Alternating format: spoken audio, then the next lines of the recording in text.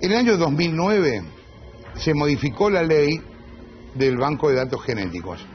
Hasta ese momento, el banco atendía todos los casos de filiación, los de las personas comunes y los de las víctimas de la dictadura. A partir de ese momento, el 2009 en adelante, solo empezaron a atender víctimas de la dictadura. O sea, si hay un caso de paternidad de cualquier persona, no puede ir al Banco de Datos Genéticos. O sea, esa parte se privatizó. Es loco, pero es así.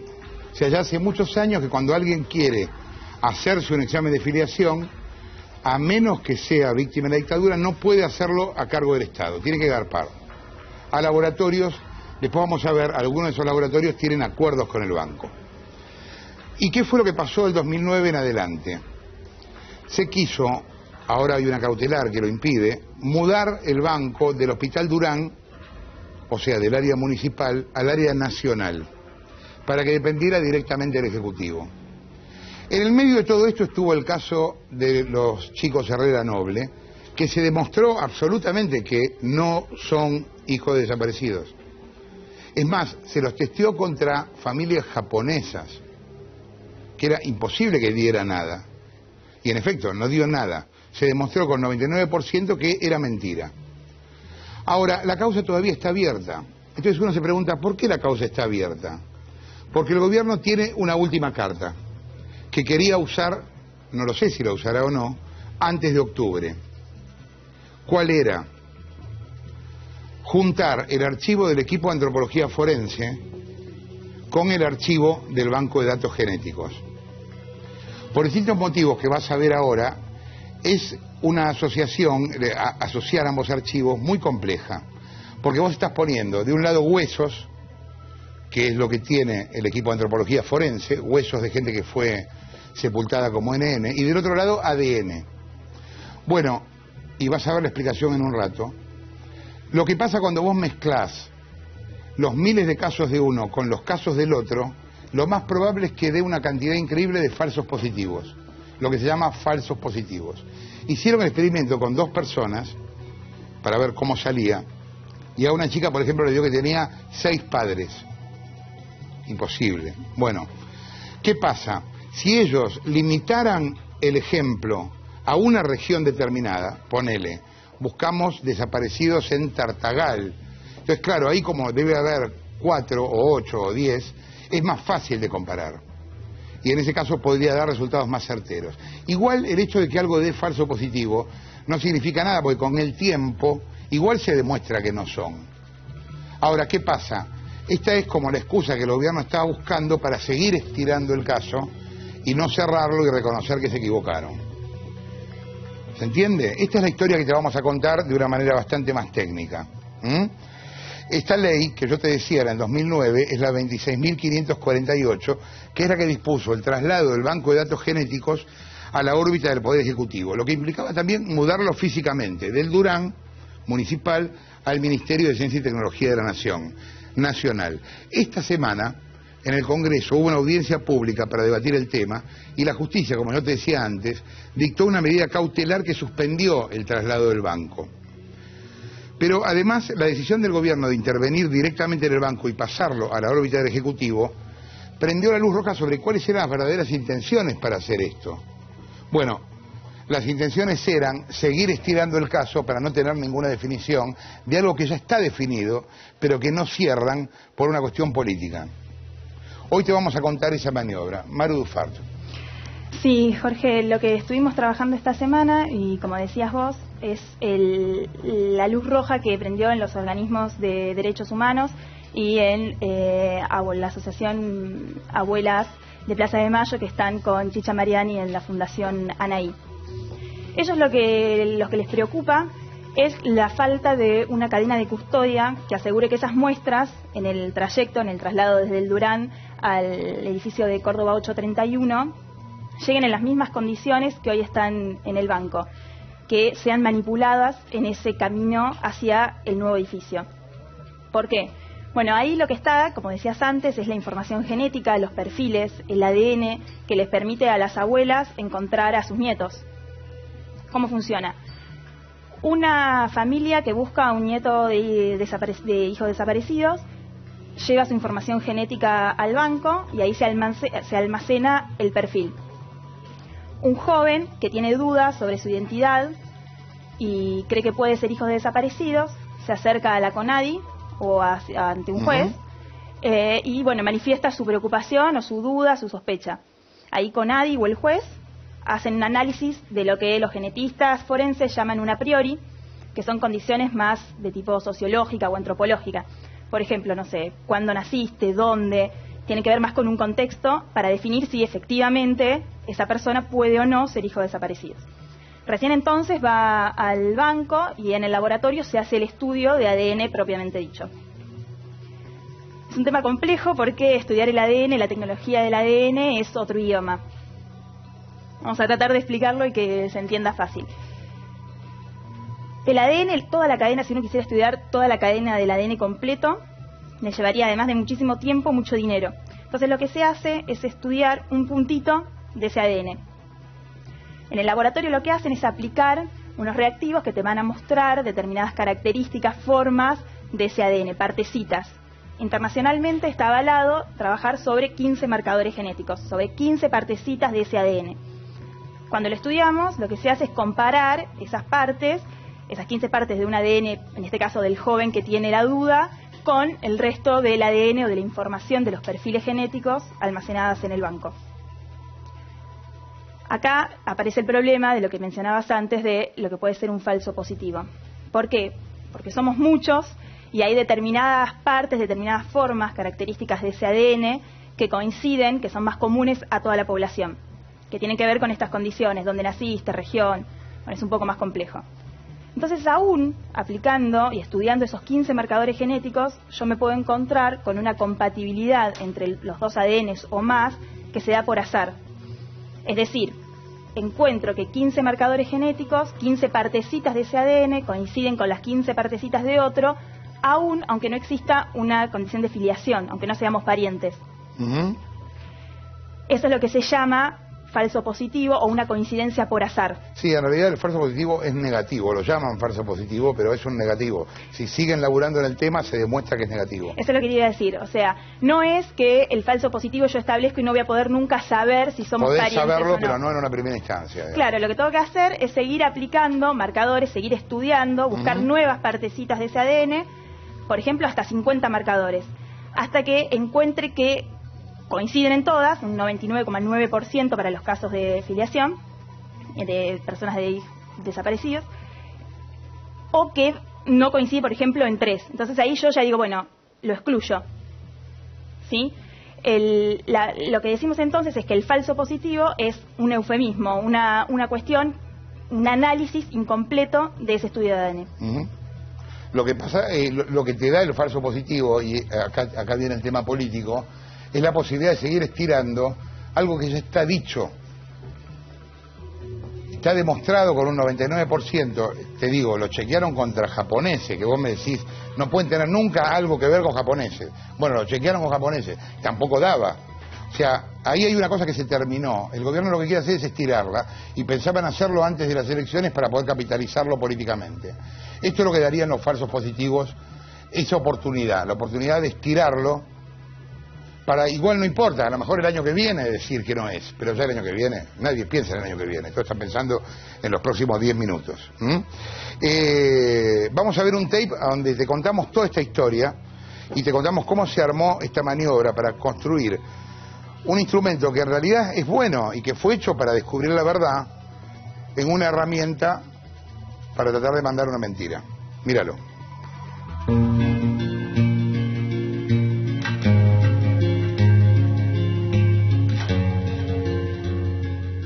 El Banco Nacional de Datos Genéticos es el lugar donde se hacen los análisis para determinar la identidad de los chicos apropiados durante la última dictadura militar.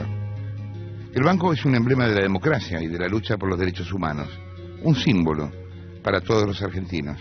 El Banco Genético fue creado en el año 87 por Alfonsín a instancias de las abuelas Chicha Mariana y Estela Carlotto. Yo me las imagino dando vuelta por el mundo pidiéndole a los científicos que le dieran una certeza, de modo que allí están guardados los secretos de dolor de Argentina. Los niños secuestrados, que sean entregados.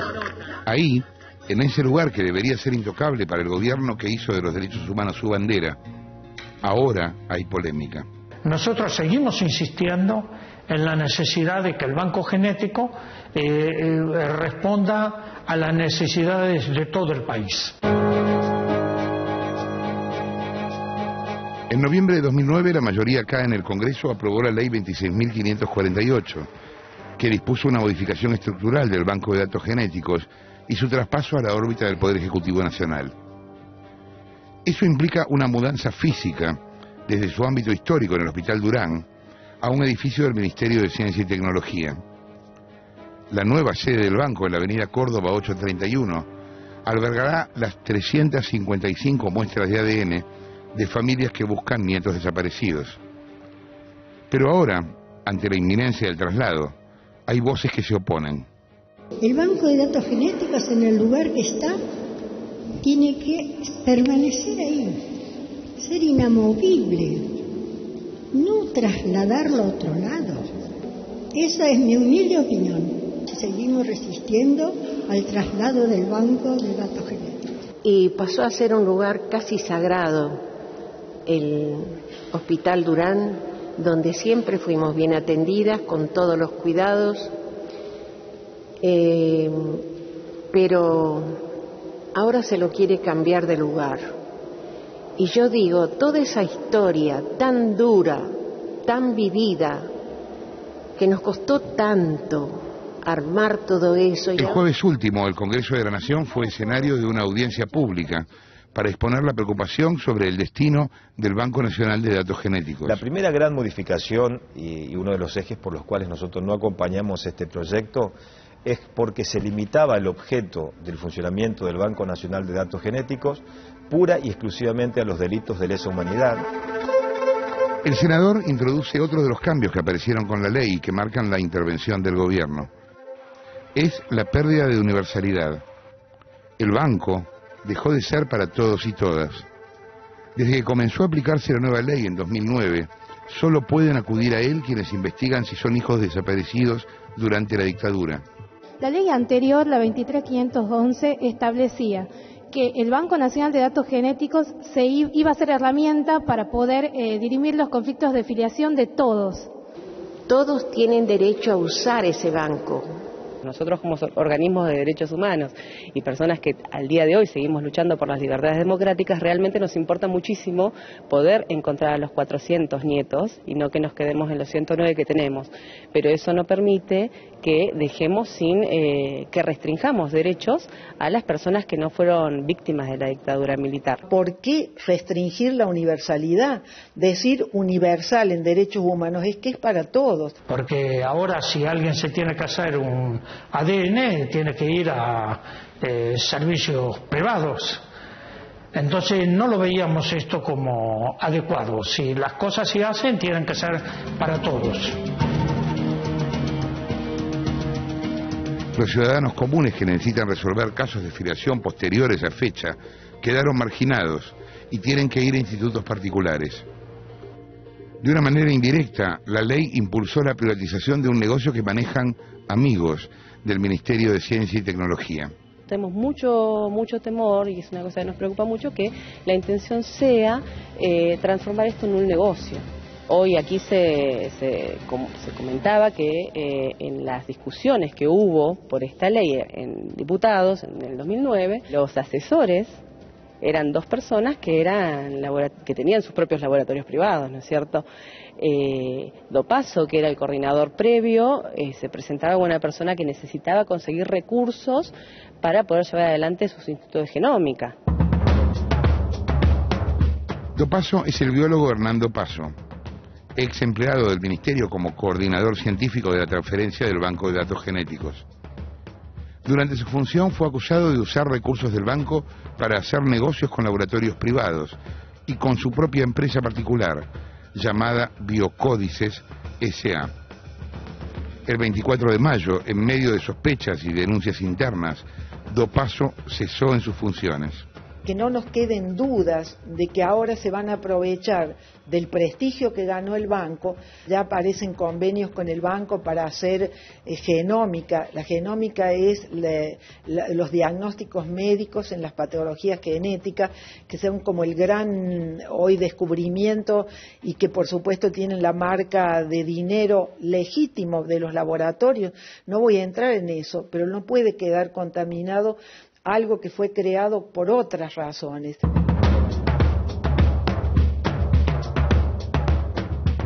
Junto al reclamo de transparencia aparece una tercera objeción. ¿Quién y cómo va a custodiar la mudanza de las muestras? ¿Lo hará el mismo gobierno? El hecho de que se mueva, ¿puedo estar yo segura de que no pasa nada? ¿Que no les va a pasar nada? ¿Que ya no hay casi abuelas? Soy una de las pocas sobrevivientes viejas que hay y se están yendo las que quedan día por día. ¿Qué hacemos después? ¿Y si pasa algo? ¿Y si falta algo de lo mucho que han atesorado en el banco de datos y la experiencia enorme que tienen?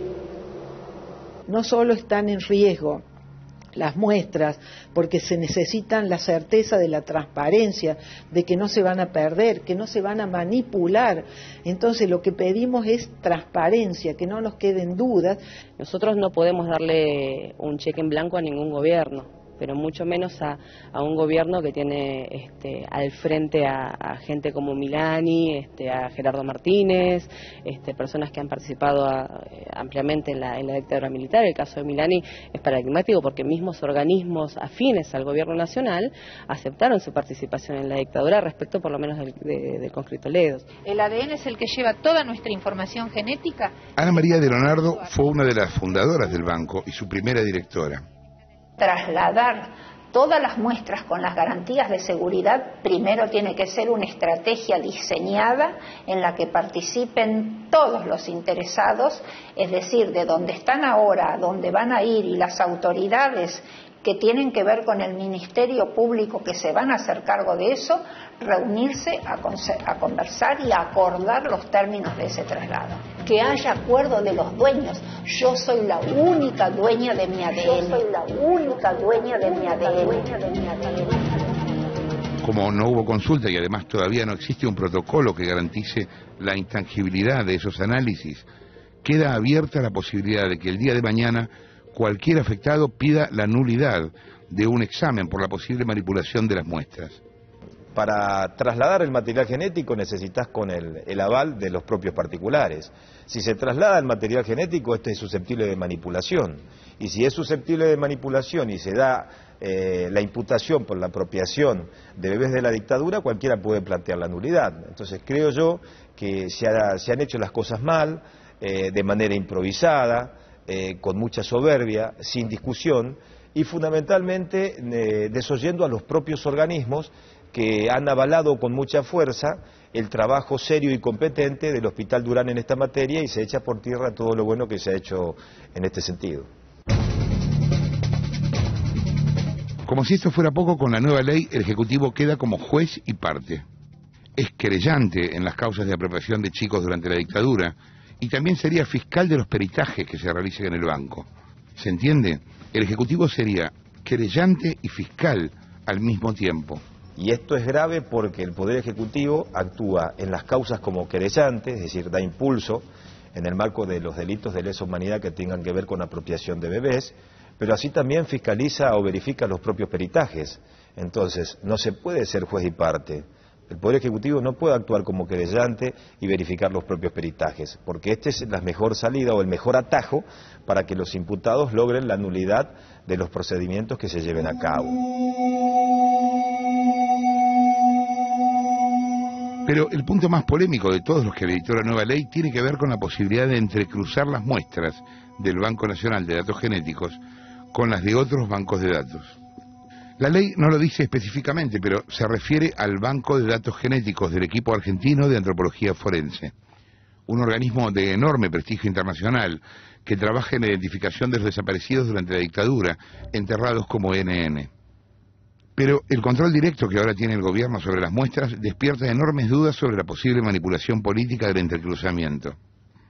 Esta apropiación que se ha hecho de los derechos humanos es lo más doloroso que nos ha pasado en la democracia, porque cuando había terror, cuando había miedo, cuando corríamos todos miedo, cuando éramos poquitos, ninguno le preguntaba al otro, sos peronista, sos radical, sos comunista, sos socialista.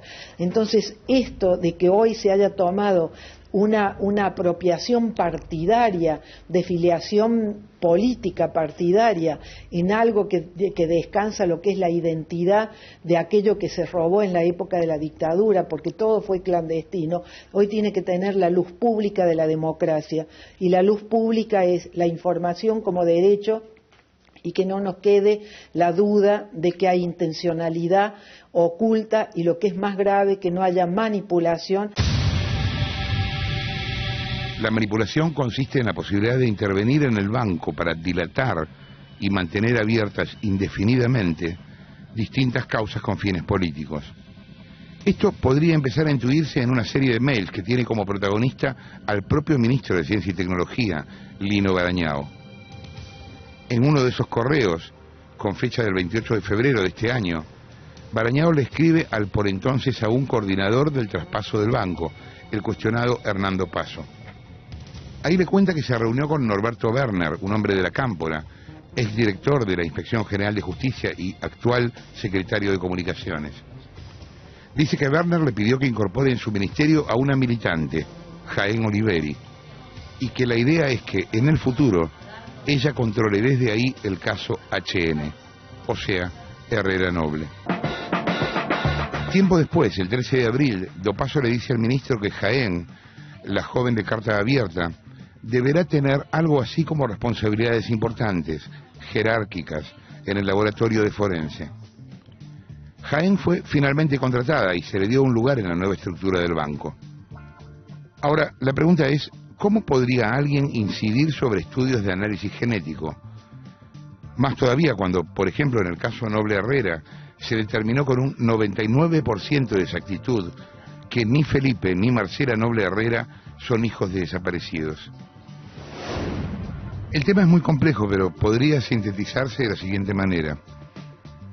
Cuanta más cantidad de muestras se cruzan, mayor es la probabilidad estadística de que se produzcan los llamados falsos positivos. En realidad, falso positivo es un eufemismo para hablar de resultados incompletos, cuyo error se puede comprobar al concluir todo el análisis. Son resultados que no modifican la verdad, pero que podrían ser usados temporalmente para dilatar las causas por tiempo indefinido. Fíjate, hasta ahora las muestras de presuntos chicos desaparecidos se entrecruzaban solo con los perfiles de las familias que buscan nietos. Esos perfiles están en el banco de datos genéticos. Ahora, además, se cruzarían también con los perfiles genéticos del equipo de antropología forense, que son 9.000, muchos de ellos incompletos y que no son todos desaparecidos. Por ser muestras incompletas, impedirían en muchos casos concluir los estudios y dejarían abiertas las causas. Al mismo tiempo, por una cuestión estadística, esta mayor cantidad de entrecruzamientos podría generar que una persona tenga algunos indicadores genéticos compatibles con varias, sin que esto determine filiación alguna. El mismo presidente del equipo de antropología forense, Luis von der Brieder, lo explicó así. Que haya compatibilidad de perfiles genéticos entre dos personas no implica identidad o parentesco biológico. Al cruzar una base de datos de perfiles genéticos con miles de personas, es posible que surjan coincidencias por azar, incluso con significado matemático, con más del 99%, pero que sean falsos positivos, es decir, al azar o por chance. Por eso es delicado hacerlo sin incluir otra información que permita conciliar la coincidencia genética y confirmar que no se trate de algo azaroso. No es una simple operación de cruces de datos, sino algo más complejo que amerita una serie de consideraciones de investigación, genéticas y estadísticas, que si no se tienen en consideración pueden dar lugar a confusiones y falsos positivos. Lo que llamamos falso positivo es entonces un resultado incompleto, en el que saltan coincidencias que después se van descartando con análisis posteriores. Pero con el Poder Ejecutivo como juez y parte, también pueden dar lugar a un uso intencionado. El ADN que se utiliza en las bases de datos de interés criminal, en la investigación criminal, es un ADN que se encuentra en nuestro núcleo, que lo heredamos al 50% de nuestros padres, y cuando analizamos unas 15 regiones pequeñas, que son las que se analizan a nivel mundial en la mayoría de los laboratorios, pues la probabilidad de encontrar a otro individual es bajísima, es del orden de billones o trillones. Por lo tanto, en esa situación la posibilidad de un falso positivo es relativamente muy pequeña. Sin embargo, si lo que estamos haciendo no es una comparación de ver que una muestra de la escena del crimen es igual al perfil de un sospechoso, sino lo que estamos haciendo, por ejemplo, es valorando compatibilidades padre-hijo, es decir, lo que estamos haciendo es una valoración de parentesco. Pues en el caso, por ejemplo, de que tengamos solamente un progenitor, imagínate que una madre está buscando entre desaparecidos a un hijo y solamente existe esa muestra de referencia, ahí hay que tener cuidado porque con esos 15 marcadores la posibilidad de que tengamos una probabilidad de maternidad, por ejemplo, de un 99,9%, significa que al azar, uno de cada 1000, una mujer no relacionada puede ser también la madre. Si estamos haciendo esta búsqueda en una base de datos, por ejemplo, de 10.000 personas, pues al azar nos vamos a encontrar estadísticamente con 10 falsos positivos, es decir, 10 candidatos en esa búsqueda que pueden ser compatibles con ese individuo que estamos buscando. Lo que está queriendo decir, doctor, es que cuanto más amplia es la muestra, o sea, cuanto más número de muestras tengo para cruzar, más posibilidades de encontrarme con falsos positivos tengo. Obviamente, ese es uno de los factores que influye. A medida que aumenta la cantidad de gente en una base de datos, es más probable de encontrar un perfil compatible.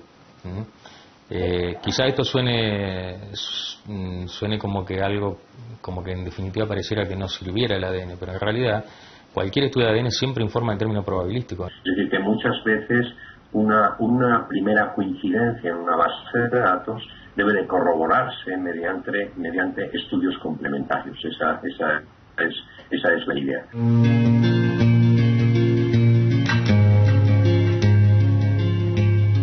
¿Qué pasaría entonces si muestras incompletas o algún falso positivo resultaran funcionales para la voluntad política del gobierno?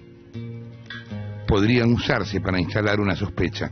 Yo creo que se ha dado un gran relato desde el marco de los derechos humanos con el objetivo central de proteger y resguardar ese material genético y la extracción compulsiva para garantizar justamente la búsqueda de la verdad, pero en definitiva se avanza en otro sentido que tiene que ver con cuestiones particulares, con cierto criterio de odios y rencores que se vinculan con otros intereses y no con la cuestión de fondo que se debatió en el Senado. No queda claro cuáles son las razones del traslado, cuáles son las razones de que lo que era universal se restrinja ahora a delitos nada más que de lesa humanidad, que se restrinja, que no se pueda servir en los casos de trata, en los casos de los desaparecidos de la democracia, como es el caso de Julio López, o en los casos de tantísimos argentinos que tienen la identidad en duda por adopciones que han sido hechas de manera irregular.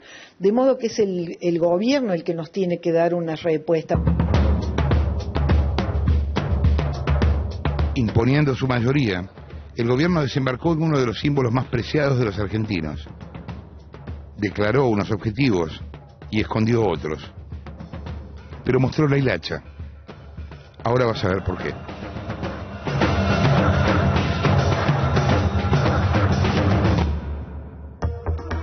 En un momento, cuando presentaba el tema, yo te decía, hablando del equipo de antropología forense, van a mezclar huesos con ADN. No solo huesos tiene el equipo de antropología forense, también tienen 9.000 muestras de sangre. En cualquier caso, esto no afecta al fondo de lo que estamos contándote. Acá hay una historia, hay una causa que nunca se cerró cuando ya debería haberse cerrado hace tiempo.